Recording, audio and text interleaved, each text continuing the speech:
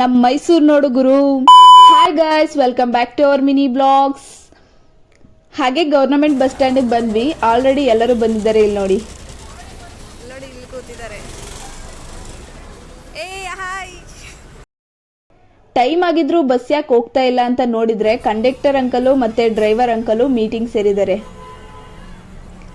ಅಂತೂ ಇಂತೂ ಬಸ್ ಹೊರಟು ನಮ್ಮ K10ಗೆ ಬಾಯ್ ಮಾಡಿಬಿಟ್ಟು ಹೋದ್ವಿ. ವಿಂಡೋ ಸೈಡಲ್ಲಿ ಕೂತ್ಕೊಂಡು ಮ್ಯೂಸಿಕ್ ಕೇಳ್ತಾ ನೇಚರ್ ನೋಡೋದು ಒಂದು ಖುಷಿ ವಿಚಾರ ಗುರು. ಹಾಗೆ ಮೈಸೂರಿಗೆ ಬಂದ್ವಿ. ದಸರಾಗೆ ಲೈಟಿಂಗ್ಸ್ ಎಲ್ಲ ಹಾಕ್ಬಿಟ್ಟಿದ್ದಾರೆ ನೋಡಿ.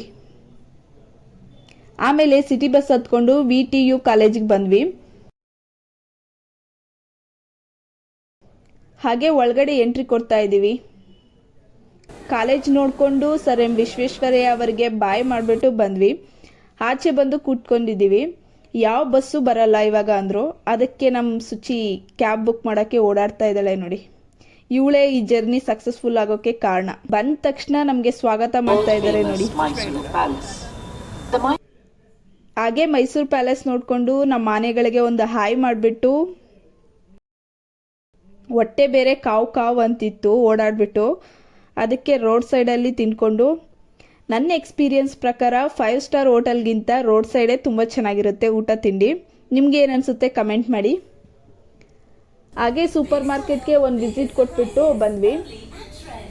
ಹಾಗೆ ಸ್ವಲ್ಪ ಎನರ್ಜಿ ಬರಲಿ ಅಂತ ಸ್ಪ್ರೈಟ್ ಕುಡ್ಕೊಂಡು ನಮ್ಮ ಪಯಣ ಊರಿನ ಕಡೆಗೆ. ಒಂದು ಬಸ್ಸಲ್ಲಿ 2 ಬಸ್ ಆಗೋಷ್ಟು ಜನ ಇದ್ದಾರೆ ನೋಡಿ. ಇವತ್ತಿನ ವಿಡಿಯೋ ಇಲ್ಲಿಗೆ ಎಂಡ್ ಮಾಡ್ತಾ ಇದ್ದೀನಿ. ವಿಡಿಯೋ ಇಷ್ಟ ಆಗಿದ್ರೆ ಲೈಕ್ ಮಾಡಿ, ಸಬ್ಸ್ಕ್ರೈಬ್ ಮಾಡಿ. ಮತ್ತೆ ಸಿಗೋಣ. Bye bye. Thanks for watching.